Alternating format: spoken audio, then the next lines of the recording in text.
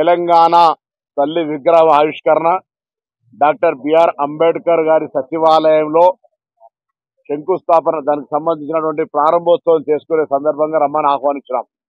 దాని తదుపరి మన రాష్ట్రం నుంచి ప్రాతినిధ్యం వహిస్తున్నటువంటి కేంద్ర మంత్రి కిషన్ రెడ్డి గారిని కలిసి ప్రభుత్వం పక్షాన వారికి కూడా ఆహ్వానించడం జరిగింది.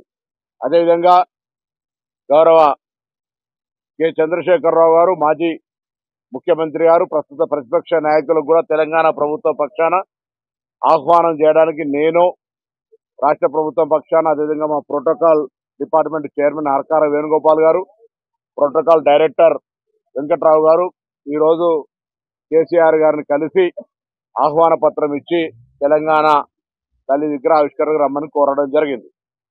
ఈ సందర్భంగా తెలంగాణ తల్లికి సంబంధించినటువంటి విగ్రహ ఆవిష్కరణ కాబట్టి ప్రభుత్వం పక్షాన మర్యాదగా మాకుండబడేటువంటి సమాజంలో తెలంగాణ వారిని అందరినీ కూడా గౌరవించుకోవాలనే ఉద్దేశంతో అందరినీ కూడా ఇందులో భాగస్వాములు చేయాలని చెప్పి వారికి ఆహ్వానించడం జరిగింది.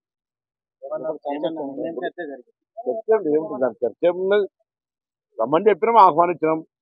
పెద్ద ఆయన అది వాళ్ళ పొలిటికల్ ఇష్యూస్, అది పొలిటికల్ చర్చ ఏం రాలేదు. ఆ చర్చకు వచ్చే అవకాశం వారు తీయలేదు, వారు తీయడం కానీ మేము కూడా తీయడం అది కాదు. కాబట్టి దానికి సంబంధించిన పొలిటికల్ పార్టీ డిస్కషన్ జరుగుతుంటాయి. వారు ఒక ప్రతిపక్ష నాయకులుగా ప్రభుత్వ పక్షాన మంత్రిగా డిపార్ట్మెంట్ కలిసి ఆహ్వానం ఇచ్చాం. ఆ పరిమితం ఇది, రాజకీయ చర్చ గాని లేదా డిస్కషన్ ఏం లేదు. Just courtesy. వారు భోజన సమయంలో వచ్చినాం కాబట్టి వారు భోజనం చేయమన్నారు, భోజనం చేస్తారు. ఇప్పుడు వారు నిర్ణయం తీసుకుంటారు. నేను సానుకూల వస్తున్నావా లేదా అని అడగడం మంచిది కాదు, వారు మాకు చెప్పడం కూడా మంచిది. వారి నిర్ణయాన్ని తప్పకుండా మీ ద్వారా సమాజానికి చెప్తారని ఆశిస్తా ఉన్నా. మేమైతే తెలంగాణ ప్రభుత్వం పక్షాన ఉంటే తెలంగాణ ఏర్పాటుకు సంబంధించి ఇంటర్నల్ పాలిటిక్స్ ఉంటాయి.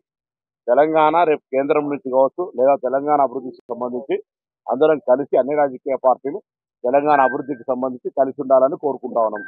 కాబట్టి వారిని ఆహ్వానించడం నిర్ణయం వారు తీసుకుంటారు, మేమైతే రావాలని కోరుకుంటున్నాం.